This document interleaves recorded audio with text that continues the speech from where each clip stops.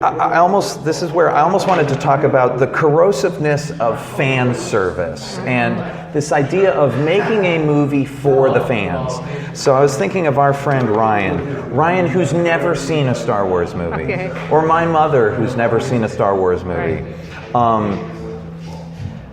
This movie would make no sense whatsoever. This idea that you have to be steeped in the mythology and the history of all of these previous 8 movies. Right. It sounds like there's not as much universal emotion, right? Or whatever it is. Yeah, and it just becomes like, well, if you didn't do your homework. Right. But there's also something beyond that of there's so much in this movie that is literally seems to be just sort of like hand waved at, or they'll do the like.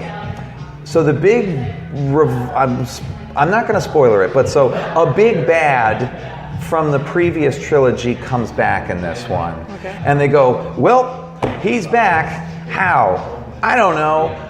Like maybe dark science, maybe some magic, and then that's it. And and that's where, and it feels to me like this is where the Disneyfication or the corporatization of this is starting to seep in. There is that I really feel like there's almost an idea of when they're writing the script, they go, do we have time to explain this?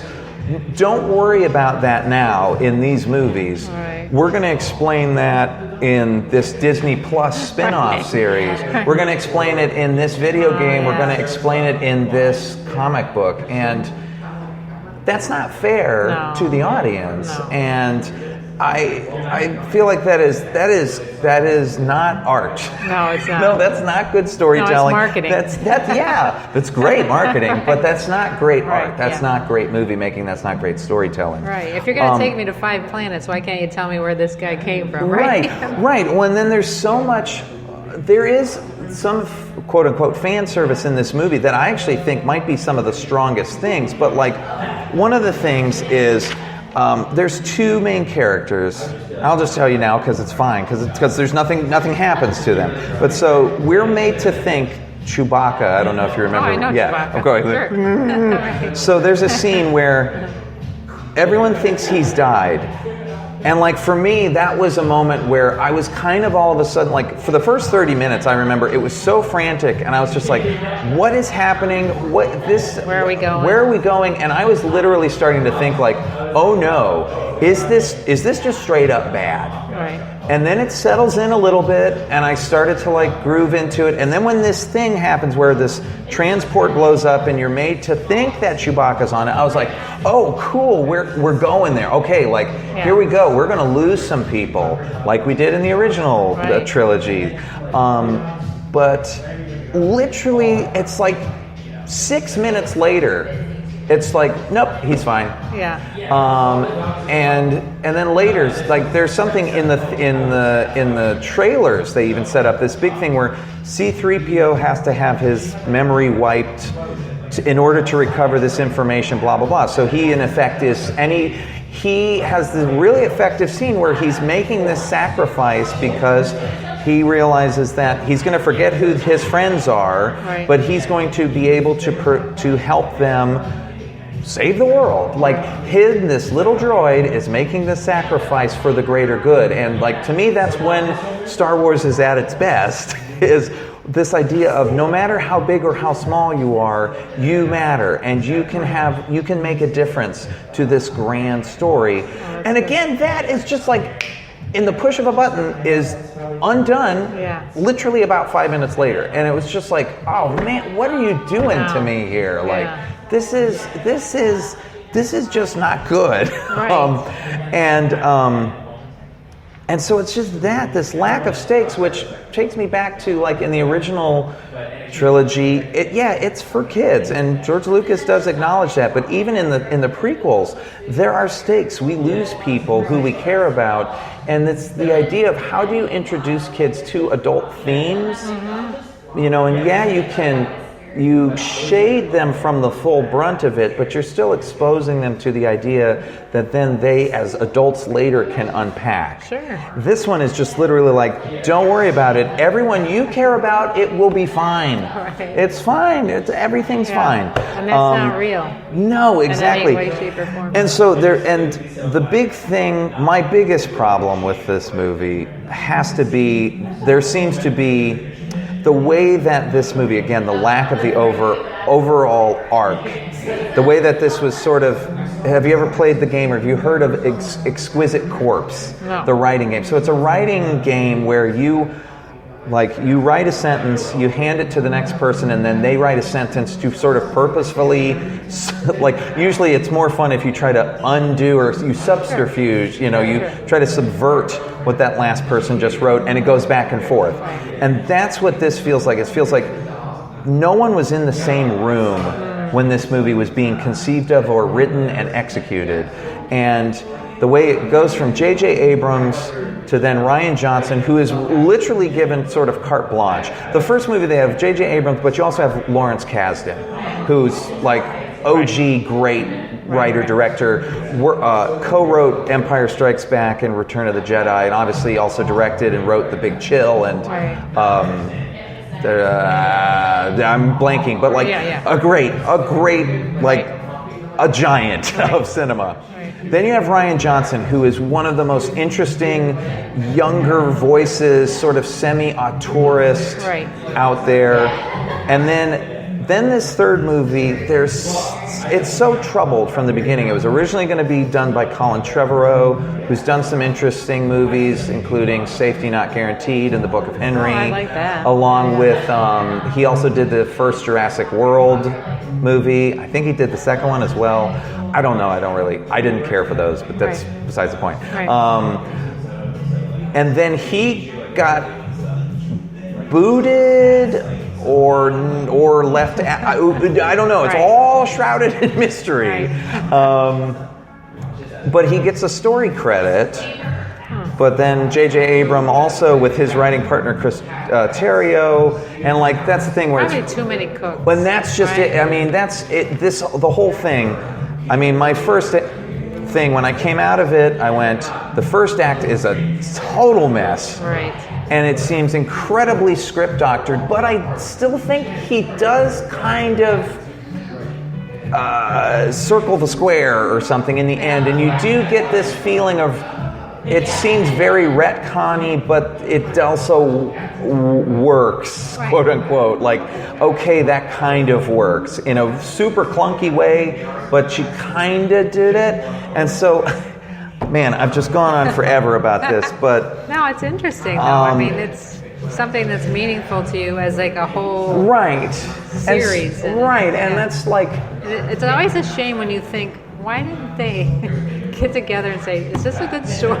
Right. Well, and that's just it. Like, there seems to be this idea of, and the winning things, the things I love about this movie specifically, I just think the cast, that supporting the cast of Daisy Ridley, Adam Driver, Oscar Isaacs, and John Boyega primarily, their chemistry is fantastic. Great. Like from beginning to end. Whenever they're together, it's great. And that was another thing that kind of jarred me that I liked about the filmmaking.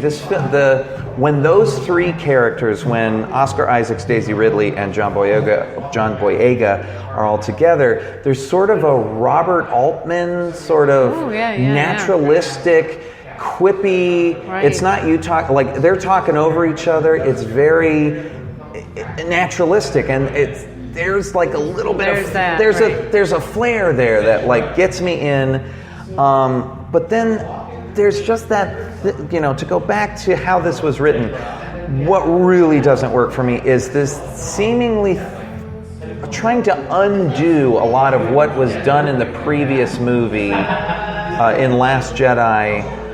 I don't know if it was done because he didn't follow an outline. I don't know if there was no outline, if they just went, here's a blank sheet of paper and you fill it up how you want to do it. Right. Oh, we didn't like the way you did that. Now we have to undo that. Right. And there's this is like, if I had done as much research for my doctoral dissertation as this, it might have been good. You do have a doctorate now in Star Wars, right? Yes, seriously. But so, when Star Wars works best for me, what I enjoy out of it is when it goes into the mystic, sort of semi-religious, philosophical things, and things are purposefully left vague and unexplained because that's what life is. Right. There's so much in life that is unexplained. And I do think this movie also does a much better job, this trilogy in particular, and this movie builds a little bit, but even less so, I feel like, than the previous two films, of sort of injecting some sense of moral ambiguity, of gray, like, because the first two trilogies, both the first two trilogies, are pretty much like, are as black and white as like a black and white cookie.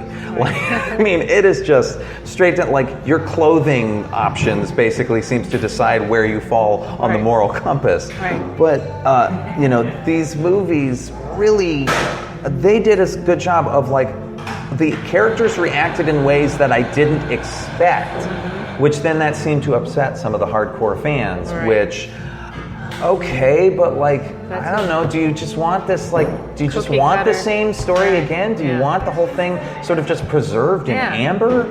I don't get that, but, you know, everyone has their own interaction with this, and it's I'm not invalidating anyone's fandom, because obviously anyone who disagrees with me, your fandom is valid. Right. Your point of view is valid. I'm not trying to say anyone who truly enjoys this movie, I don't disagree, like, because I did. That's the thing. In the end, I enjoyed it. I did. I enjoyed it. It is sort of satisfying, but definitely confounding and confusing. And it, to me, but in the end, I don't know if I was really entertained, because there's so much effort put into the movie of trying to squeeze in all of these plot lines of oh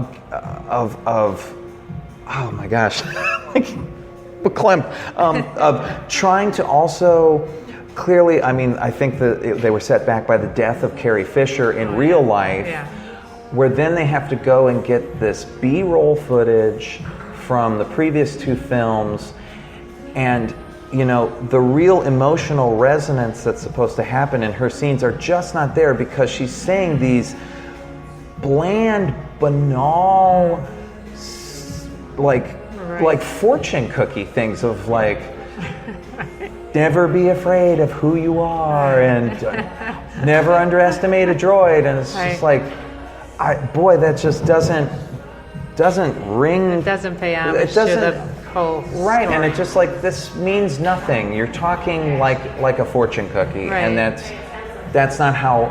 This doesn't make any sense. And God bless J.J. Abrams, you know, he did his best, but you can also see clearly that the arc of this trilogy was saying goodbye to that first trio of characters. Right. The first one was Han Solo's movie, the second was Luke, saying goodbye to Luke, and this one was supposed to be saying goodbye to Leia.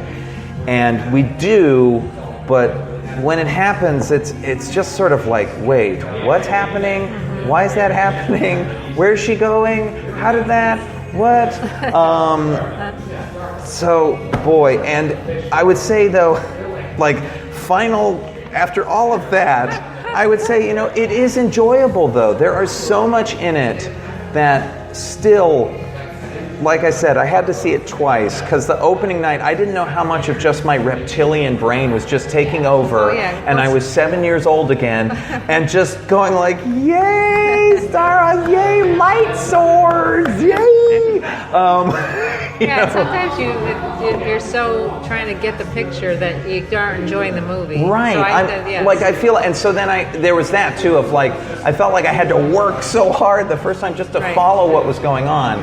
When I saw it again, the franticness of the first act was actually less jarring, but then the rest of the story sort of started to, it really started to fray. So I feel like I don't know how well this movie will age. It could be that it will age better.